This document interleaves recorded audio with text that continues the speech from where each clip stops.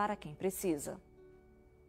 E pesquisadores da UFRN detectaram baixos índices de isolamento social no fim de semana aqui no estado. Ao vivo, a repórter Roberta Trindade tem as informações. Vamos conversar com ela agora ao vivo. Oi, Roberta, bom dia para você. Oi, Mara, bom dia para você e para todo mundo. Olha, os dados mostram que mesmo nos finais de semana, os números em relação ao isolamento social são baixos. Quem vai conversar com a gente sobre esse assunto é a pesquisadora Luciana, que sempre fala aqui com a gente, né, Luciana? Luciana Lima, bom dia para você. Obrigada pela sua presença mais uma vez aqui no RN no Ar. Luciana, os municípios que apresentam próximo aí a 50% aqui no Rio Grande do Norte, Natal, Parnamirim e Mossoró. Sim, a gente percebe, né, que os municípios, né, que já têm um alto nível de infecção, talvez as pessoas ficam mais alertas, né? Mas é bom ressaltar que esse número ainda é muito baixo, né? E que é preciso melhorar em todo o estado.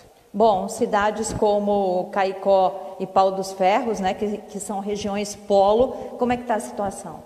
Bem, são regiões, né, são municípios que têm sistematicamente apresentado níveis menores de distanciamento social comparado, né, a Natal, Parnamirim e Mossoró, né?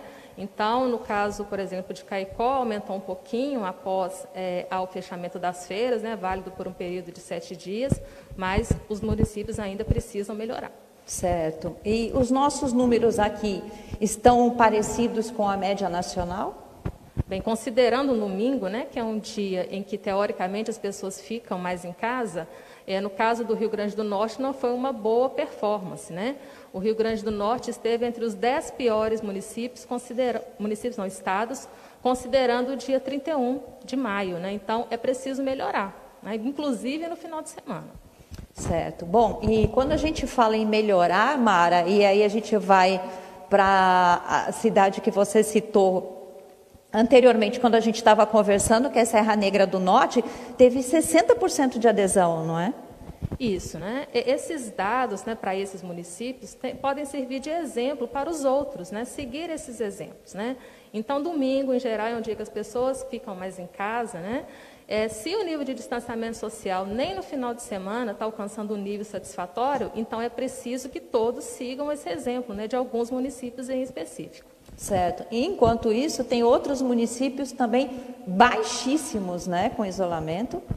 Foi o caso de Caiçara do Norte, que foi o menor, considerando, né, a data de 31 de maio. Foi por volta de 23%. Ou seja, quase todo mundo estava na rua, né?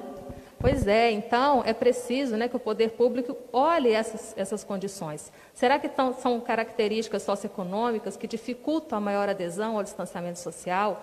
Será que são questões de trabalho, né, questões da parte da assistência social?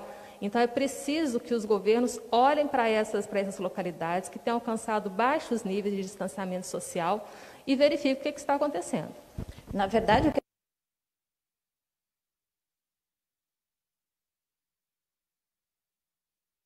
e aí, o que acontece?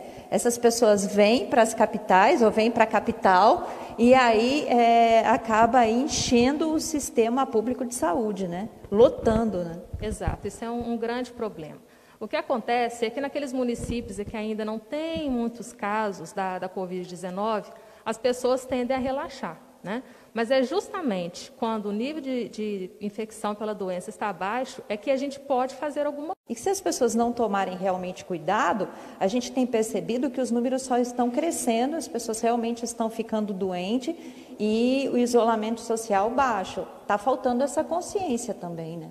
Sim, falta consciência, né? Tem uma porção que é do comportamento dos indivíduos e também tem a parte da responsabilidade dos governos, né, em fiscalizar. Né? Então, verificar o que está acontecendo, aumentar a fiscalização em locais públicos e da parte da assistência social. Não é possível a gente ter um distanciamento social efetivo sem pensar nas condições socioeconômicas das pessoas. E as pessoas que trabalham, os vulneráveis, as pessoas com vínculos trabalhistas mais frágeis. Né? Então, é uma responsabilidade compartilhada entre governos e indivíduos. Algo que a gente pode dizer também, falar sobre esse assunto, é que aqui em Natal, o bairro Potengi doentes, não é? Isso. Segundo dados do LAIS, da UFRN, o bairro de Potengi reúne cerca de 11% dos casos confirmados na capital, né? São em que a gente verifica também um menor nível de distanciamento social. Então, a gente percebe que, comparativamente à Zona Sul, essas regiões e também a região Oeste têm um baixo nível de distanciamento social. Isso pode ser reflexo das desigualdades socioeconômicas. Pronto, a gente tem uma outra informação também, que é em relação a Felipe Camarão, que 5% da população está doente naquele bairro.